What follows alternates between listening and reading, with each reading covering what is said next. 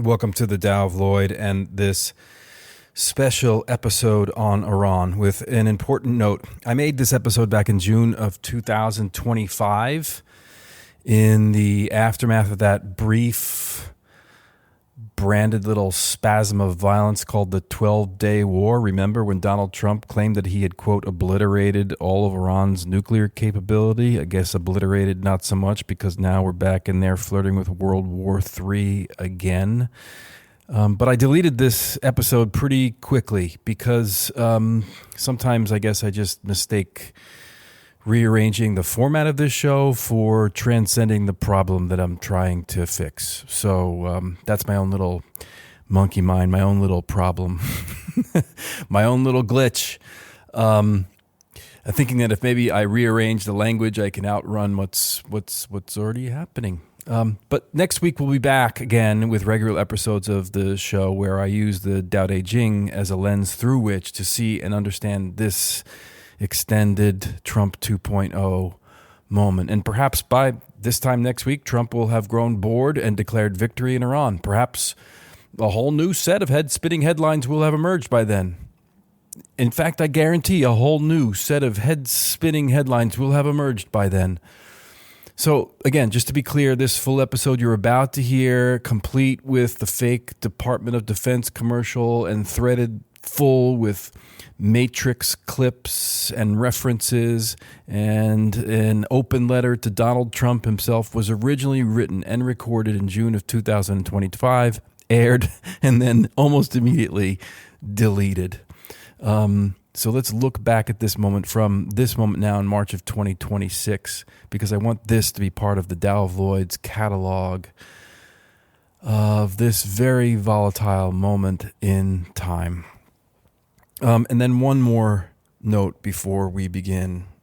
Right now in Iran, there's a child, and another child in Palestine, and another child in Venezuela, Yemen, Iraq, I can go on, who is going to survive the horrors brought on by U.S. imperial acts of war. They're going to grow up hardened by the atrocities that they will have survived, grieving the losses of loved ones. And some of them, a tiny but statistically significant number of them, will attempt to attack the United States. And when that happens, and it will, the U.S. will collectively scratch its head, lean and cock our head in disbelief, and with our little doughy eyes say, let's say it all together now, why do they hate us? And then whoever's the fucking president of this place will dip into the most expensive military in the world and launch another war. All the while, they're going to tell you there is no money for health care or housing or clean energy or child care or any human needs. Just corporate greed. And all this time to distract from low presidential poll numbers and the full spotlight that the Epstein files deserve. So I say no war, unredact, and release all of the Epstein files. Start locking people up, even if, no, especially if it takes the whole system down. Okay, now a quick message from our sponsor, and then the full special episode on Iran and Donald Trump's war and his flirtation with World War III. But first, this week's episode is sponsored by the Department of Defense. I know. The Doge motherfuckers never got into that Department of Defense, and they're just spending wildly all over the place, including advertisements on this show, the Tao of Lloyd. And I know I also famously said that I never wanted to sell anything or buy anything or process anything as a career, and I still don't want to sell anything bought or processed or buy anything sold or processed or process anything sold, bought, or processed or repair anything sold, bought, or... But the truth is, I have bills just like you. And if you're going to hold me accountable to everything I said as a teenager when I was in love, Then I've got some questions about some life plans and big promises you made after you filled that shot glass with amaretto and topped it off with 151 proof run down in the parking lot in high school, lit the thing on fire, dropped it in a beer, and chugged it before making some pretty bold promises. Remember, I was your designated driver back in high school, so I know more than you remember. Can we both just agree that we've gotten a little bit older and we've had to make a few compromises along the way?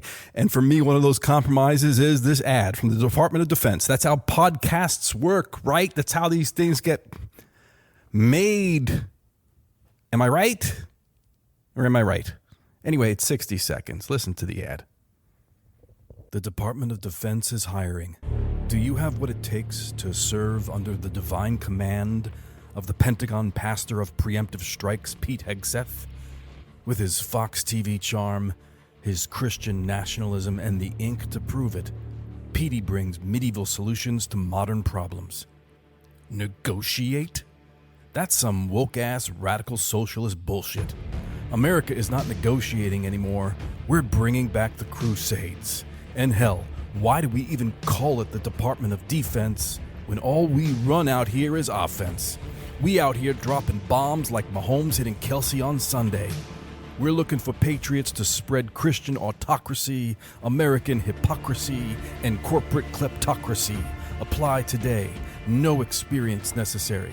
Department of Defense, putting the Christ back in cluster bomb. Okay, it's new in this podcast, and obviously, I don't want you to think that I'm trying to convince you that the Department of Defense actually wrote that ad. I had fun writing it. I had even more fun putting the video together for it. I went a little crazy with the editing. You can check that out on the Tao of Lloyd socials and let me know what you think. But before you ask, yes, my parents were career military people, which explains a lot about why I can't work for that corporation, why I ended up here talking about empire, why I know exactly what I'm looking at when I see the Pentagon pastor of preemptive strikes loading up his crusader tattoos for another final, perhaps, holy war. So let's begin. A short time ago, the U.S. military carried out massive precision strikes on the 3 key nuclear facilities in the Iranian regime: Fordow, Natanz, and Esfahan. Everybody heard those names for years as they built this horribly destructive enterprise. Really? Don, have you actually heard those names for years? Because you sound like that rich kid who stumbled into geography class hungover and the teacher made you read from the Iran chapter out loud and you lost your speak and spell. Tonight I can report to the world that the strikes were a spectacular military success. Iran's key nuclear enrichment facilities have been completely and totally obliterated. Iran, the bully of the Middle East, must now make peace. If they do not, future attacks will be far greater and a lot easier. You know, dropping bombs while calling for peace is like lighting a match in a gas station bathroom and then spraying Febreze, calling it meditation. You've been living in a dream world, Neo. This is the world as it exists today. Welcome to the desert of the real. We have only bits and pieces of information. Thank you, Morpheus. But what we know for certain is that right now, our brain is on empire like that egg in the frying pan in that 1970s commercial. Last week, Operation Rising Lion looked like an Israeli solo act, Netanyahu's greatest hits album of precision strikes and nuclear scientists hunting. But Saturday night, Trump dropped, this is what he called it, Operation Midnight Hammer. He fired up the B-2 bombers and turned this into a full-blown imperial love song duet. Let's get the two of those fuckers on the K-Tel Love Songs album. Can you imagine being a copywriter for the Defense Department? I mean, Midnight Hammer? That's what they're calling this thing. You see, the Matrix doesn't just control what you see. It controls what you think you're choosing. So the blue pill narrative, what they want you to believe when something like this. Trump tried diplomacy. He gave Iran 60 days to negotiate. Israel had no choice but to strike preemptively. America's not involved. We're just helping defend our ally. But here is your red pill reality check, friends. This war was planned months ago. Trump's, quote, negotiations, the negotiator-in-chief, were the diplomatic equivalent of a professional wrestling storyline. It's pure theater to make the predetermined outcome look spontaneous. Secretary of State Marco Rubio spent a week insisting that America took no part in Israel's strikes. Then Saturday night, boom, Trump dropped the orders to bunker busters, dropping on the one facility that Israel couldn't reach. So now, as I record this, there are 40,000 American troops scattered across the region like human bait, waiting to see if Iran is going to take the revenge buffet or the all-you-can-bomb special. But here's what really gets me, because I'm not just here to rant, and we're going to get into this a little bit deeper later. How do you hold a spiritual center when empire is literally eating itself alive on live television? How do you breathe in compassion when your tax dollars are funding the incineration of other people's children? How do you practice the sacred refusal we talked about in episode 1 when the machine keeps upgrading its capacity for violence? We're going to wrestle with that later on in the show, but first, I just want to give you a quick rundown of how we got here. Let's call this Operation Self-Fulfilling Prophecy. Starting in 1953, the CIA, with the help of the British intelligence agency MI6, launches Operation Ajax, there's another name again, and successfully overthrows Iran's democratically elected prime minister for the crime of nationalizing Iranian oil, taking profits away from the oil giant British Petroleum. The U.S. framed this toppling as a Cold War era necessity to prevent Soviet influence, though we all know this was about protecting oil profits. This is where it starts, friends, not with Islamic revolution, but with American intervention. And that intervention yields resentment that brews for decades. And this is the same view that we need to think of with Operation MC Hammer. I'm changing the fucking name. Fuck Operation Hammer. I'm calling it Operation MC Hammer. Can't touch this. So Operation MC Hammer, and that resentment builds directly, fueling resentment that leads to the 1979 Islamic Revolution. The Iranian people kick out a brutal dictator. In response, they take 52 American hostages at the American embassy for 444 days. Bad move? Absolutely.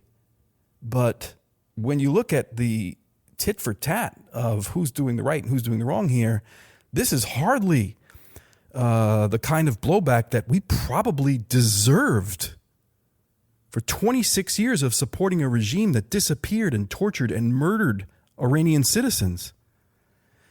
In 1979, I was like 9 or 10. I knew nothing about politics, but I do remember, and this is a very clear core memory, I'm not proud of it, being on a school bus and singing, leading a group song that went bomb, bomb, bomb, bomb, bomb, Iran, to the tune of the Beach Boys song Barbaran. Is that the Beach Boys? I don't know. It was on the school bus.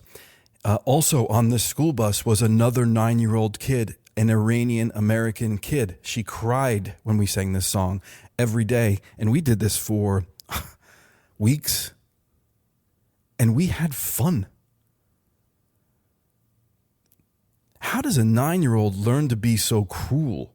Who taught us that song? I mean, it was just in the air in suburban America for us to pick up. And what are the 9-year-old kids today thinking?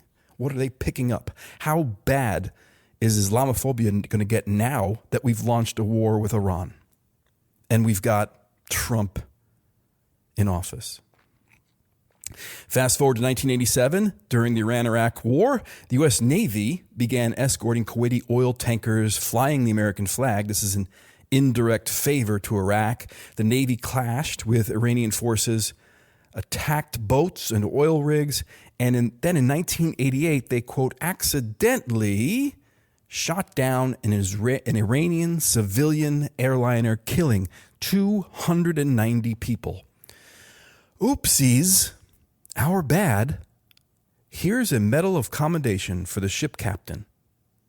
The United States Navy claimed the airliner was mistaken for an attacking F-14 Tomcat. However, the plane was on a well-known commercial route in Iranian airspace, ascending, not descending, and in the fog of war, to quote the unfortunate bumper sticker from your beat-up Chevy Nova back in 1988, quote, shit happens. Maybe that is what Pete Hegseth's Department of Defense will call World War III. Operation Shit Happens. Then fast forward to 2015, 2018 time period, and we come up with the Iran nuclear deal. It wasn't just working, it was really working. Iran had inspectors up in its uranium business like Mr. Roper peeping through a cracked door at Jack Tripper's love life. Uninvited, persistent, always assuming the worst. And guess what? The Iranians were complying. No bombs, no sneak attacks, just paperwork, oversight, awkward diplomacy. Exactly the kind of boring, grown-up stuff that prevents wars. But then Donald Trump came along in 2018, and he pulled the U.S. out of the deal, out of the Iran deal, like a toddler flipping a Monopoly board. Why? Probably because it had Obama's name on it. This was the Obama-Iranian nuclear deal. I've been reading Rebecca Solnit's new Substack, and she has some really interesting things to say about this. But as she puts it, this was scrapping Obama's legacy, was basically Trump's love language. So yeah, we had a functioning brake system that would have avoided this Operation MC Hammer.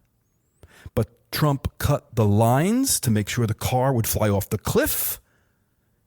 And here we are, bringing us to, I guess, what can only be called a nuclear catch-22.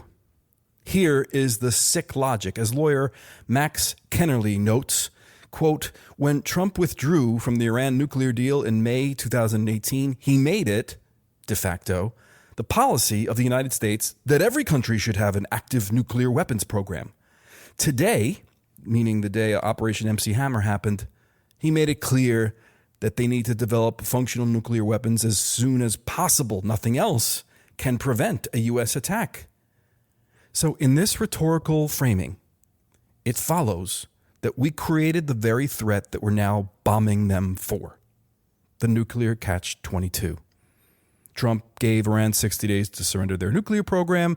When he didn't, he calls it failed diplomacy and starts dropping the most powerful non-nuclear bombs in our arsenal on their mountain hideouts.